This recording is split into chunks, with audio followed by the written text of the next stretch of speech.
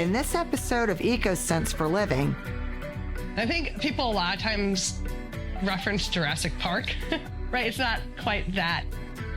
There's no evidence so far that this tree would cause ecological harm. But of course, the question of how sure do we need to be, that's not a scientific question. That's a political question or a social question.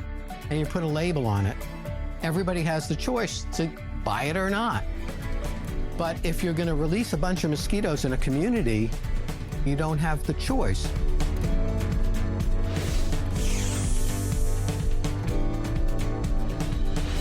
a strange turn of events brought biologists to Galveston, Texas to uncover the mystery behind their ghost wolves. So it's dark out, and we're trying another method to hopefully see coyotes. And we're looking for eye reflections to happen in pairs and occur above sort of knee level. And maybe they'll turn around and look back, and we can visually identify with the face that this is a coyote.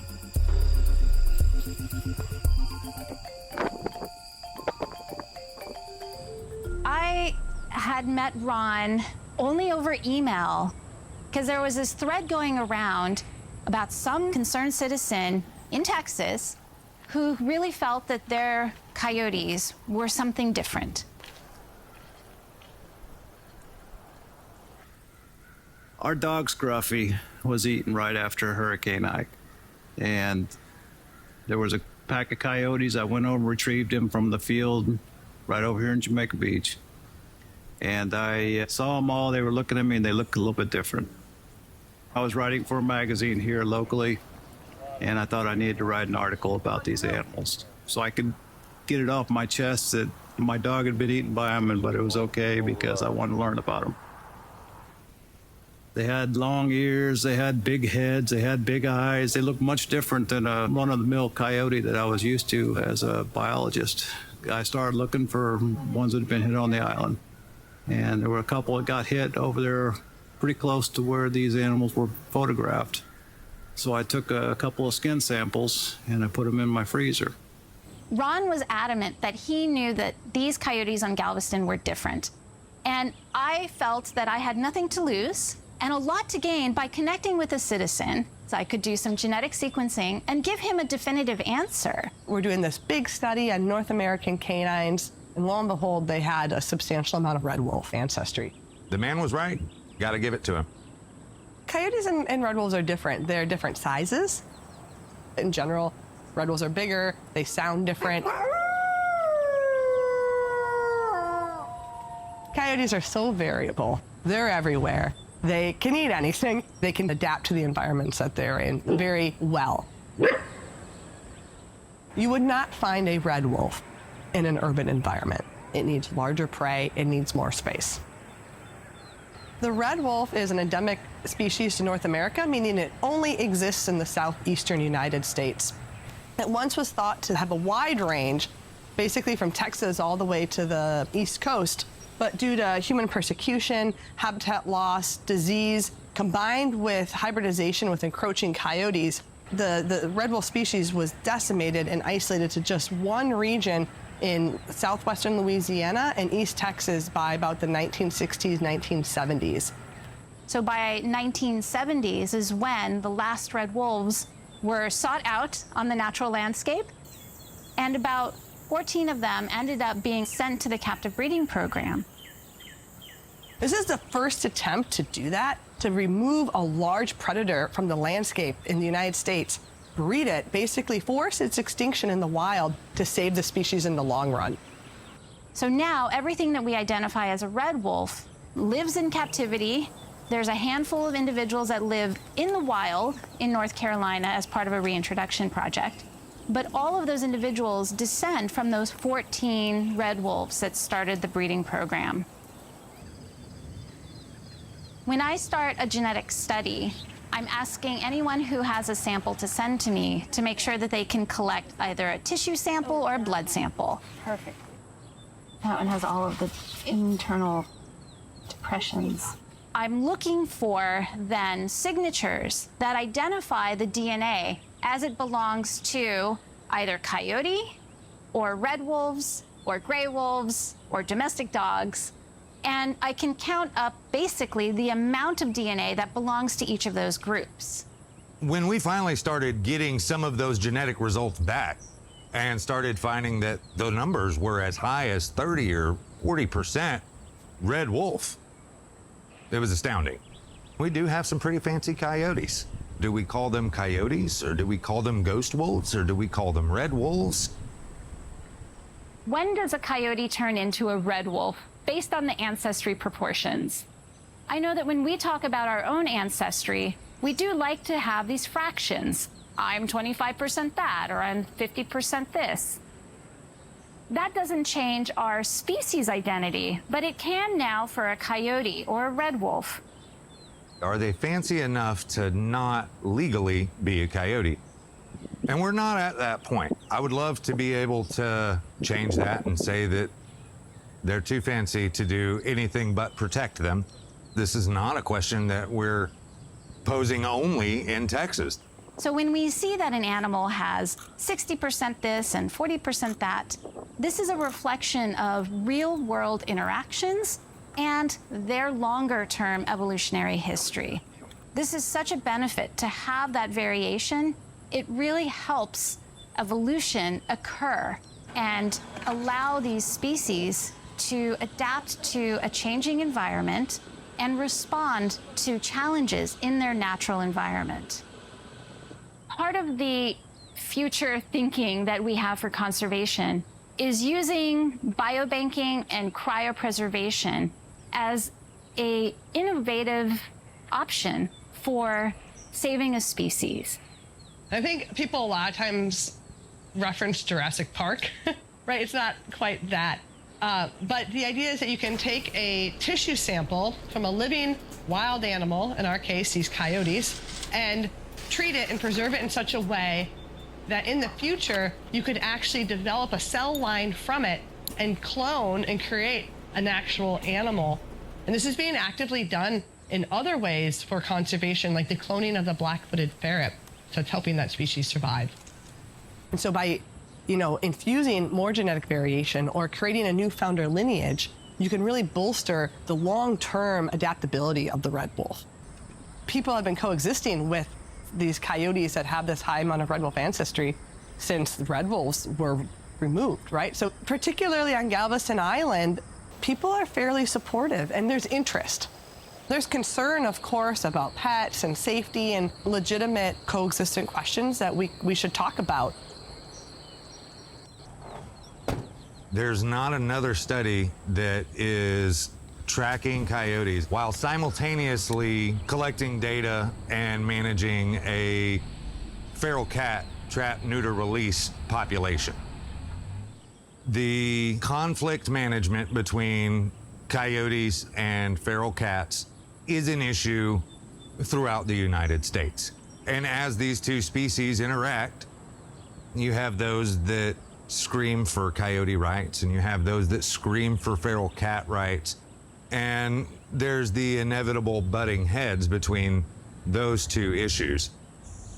With wildlife in our backyards in an urban setting, the decision on how involved human management has a lot to do with where do you live, what's already going on, what situations tend to arise, and what do those species need.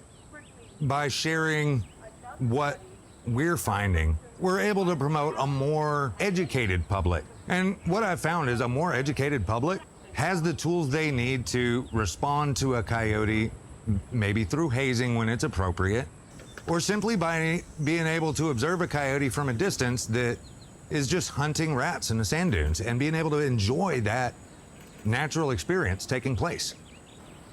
The community of Galveston has surprised me in the most amazing ways. When I arrived to Galveston for the first time in person, I was still a little apprehensive because this is how I normally approach a new community. And I was just so wrong. I would love to eat my words on this. I interacted with normal people in the community who had no idea who I was. And I would be told about their special coyotes. And inside, I'm having a small celebration that I'm not the one telling them that their animals are special. They're telling me. when I do get the opportunity to talk to somebody about what it is they witnessed, where was the coyote, what was it doing, a lot of people really are excited for the experience. Now, not everybody can share the same opinion for coyotes, along with any other topic. I like chocolate ice cream. Not everybody does. We're in South Texas, and 12 gauge is a religion. We're probably always going to have people that range from just absolutely so excited, so overjoyed, so curious to learn everything they can about them. We're going to have people that just are completely on the other side of the track and find them the most vile creatures to have ever walked the earth. But such is the case with just about any topic, even going back to chocolate ice cream. Public outreach and education truly does change minds. There's not ever a good time to say, I know it all now and I'm done learning. I come to work every day and learn and get to see something new. It's that desire to educate myself as well as share that information with the community to attempt, at least, to coexist with these animals. Mosquitoes aren't just annoying, they can also carry diseases. Scientists are working on ways to minimize the risk. But genetically modifying them has raised concerns in the Florida Keys. One of the things about all mosquitoes is that the males don't bite. It's the females not only that bite, but transmit diseases. Insects are always adapting to whatever you throw at them, right? And so we were really interested in, could we come up with a way of manipulating the insects for their own demise? There are about 80 species of mosquitoes in Florida. The biotech company Oxitec was targeting one specific breed of mosquito. The whole idea from Oxitec is to engineer mosquitoes so that the males, when they mate with the female will have sterile offspring. The mosquito Aedes aegypti, as its scientific name, is typically called the yellow fever mosquito. And so early on, it was really a scourge, and now we have vaccines.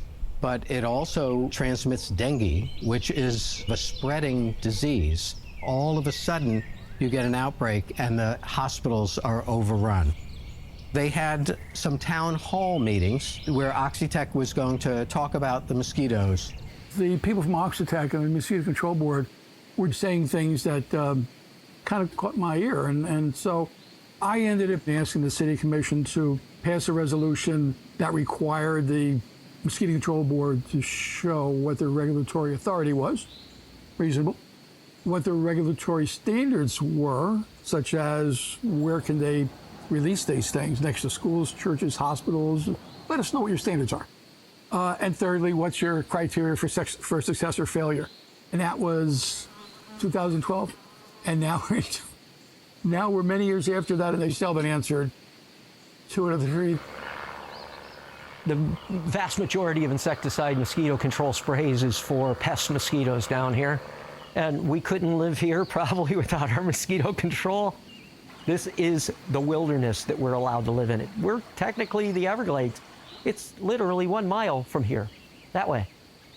Well, nobody wants to get sprayed. I mean, that was one of the first things they did was say, this is an alternative to being sprayed, all those chemicals. And then early on, when a few of us, me, thought it was a good idea, I said, well, you can sell this as a budgetary issue because if you're not spraying, you don't have to buy the spray, and therefore it'll reduce the cost of the taxpayer. And they said, you can't do that. Because the Aedes aegypti is such a small percentage of the mosquitoes, we still have to spray what we've been doing in the past. It's like, but you're selling this by telling people if we do this, it eliminates spraying. There are other concerns that have been brought up. One of them that actually concerns me a little bit is that they built the strain that they were going to release from Mexico.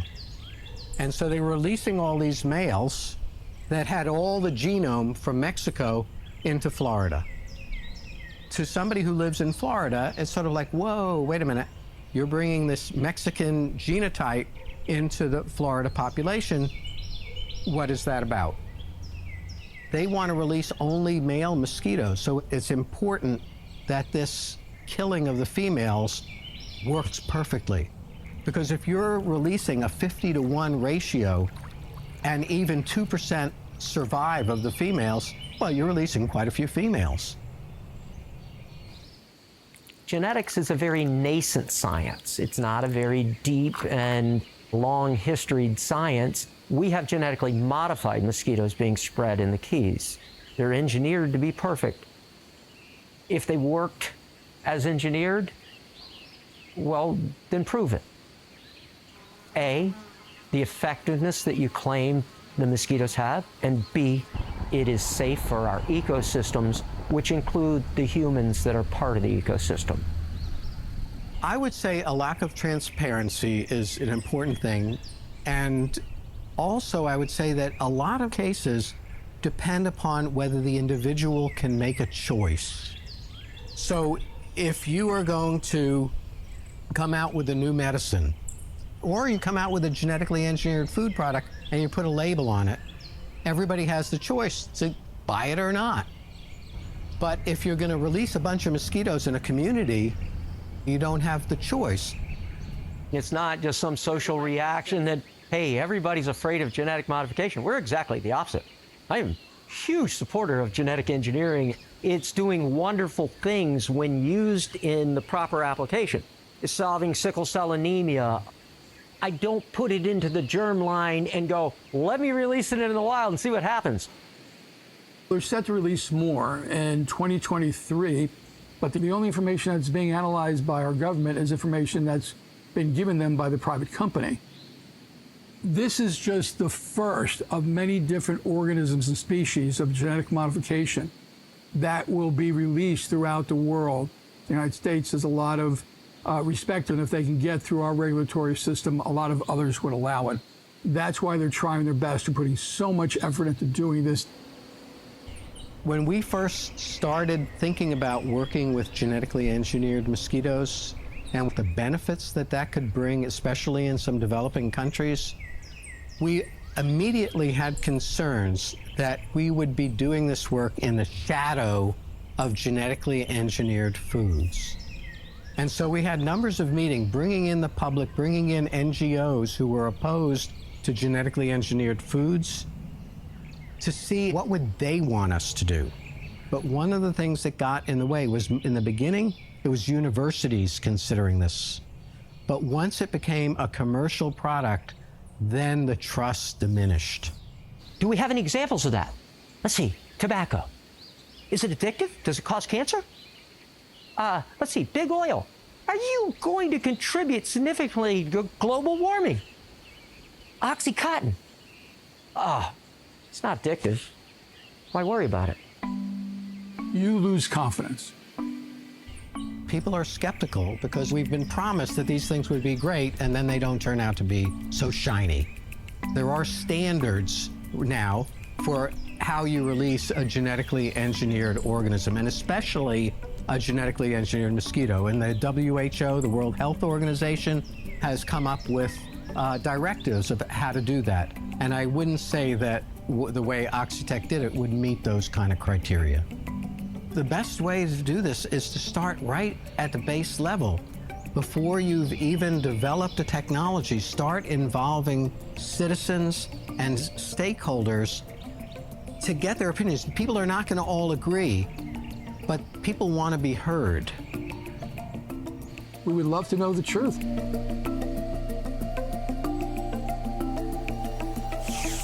The American chestnut was called the redwood of the East before the blight. Now, how far should we go to bring it back?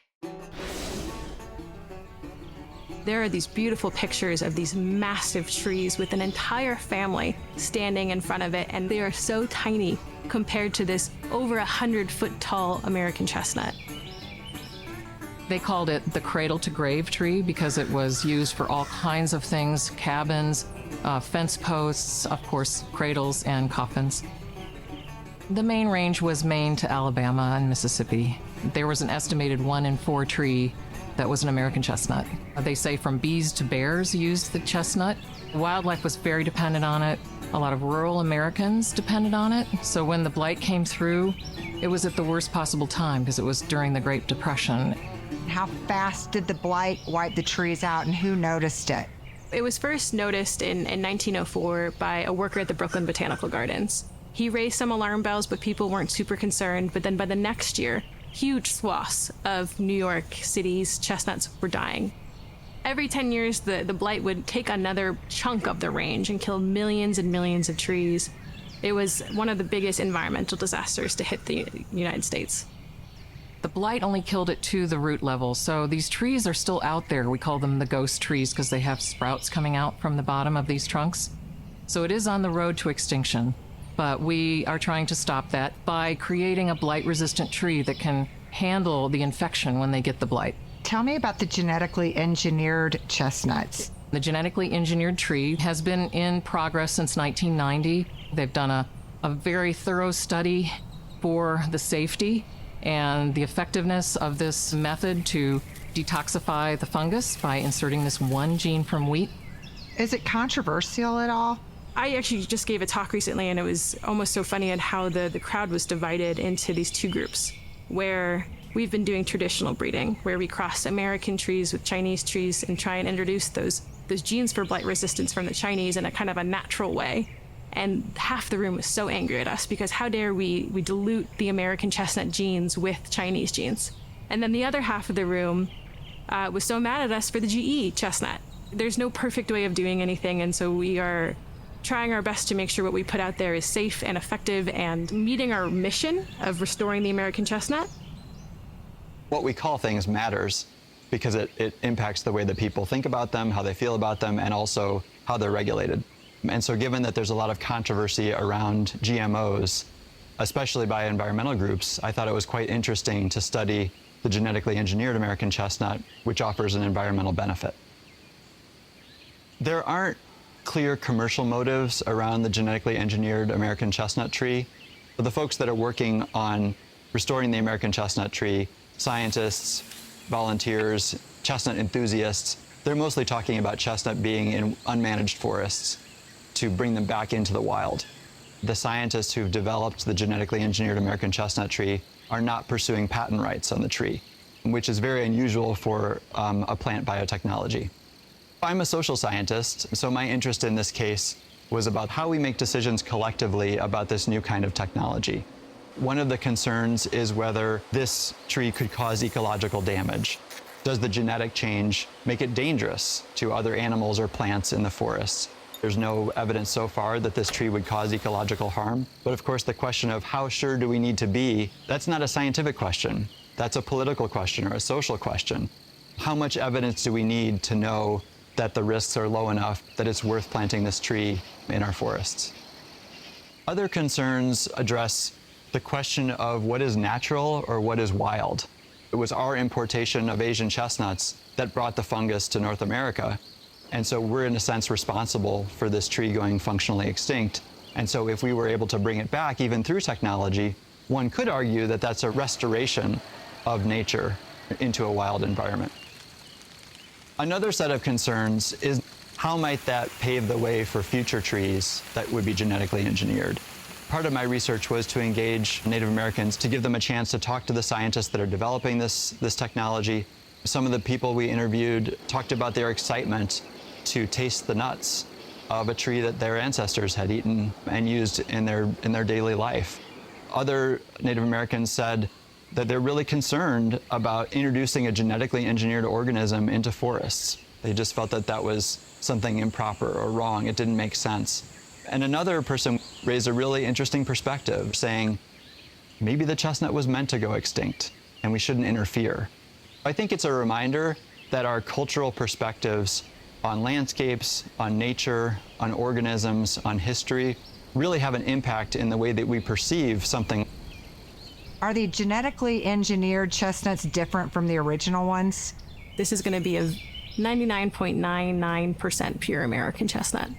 So it's going to look like a chestnut, it's going to taste like a chestnut, it's going to behave like the chestnut. Wildlife will still recognize it.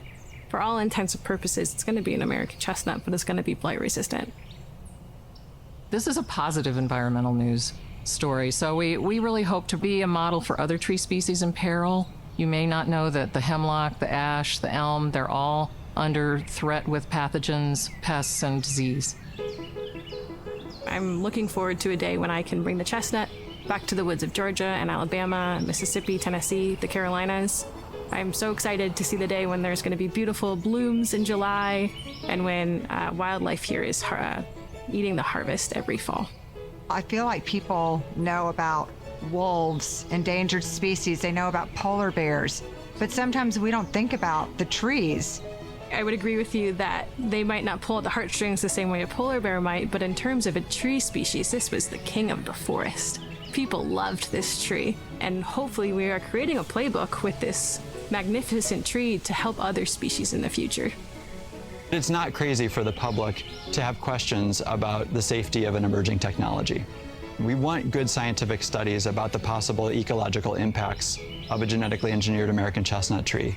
But we also care about how people feel and what their perspective is. And that not only can influence the design of the technology, but it also can build trust between scientists and developers and broader publics about technologies that really do raise questions about what kind of world we want.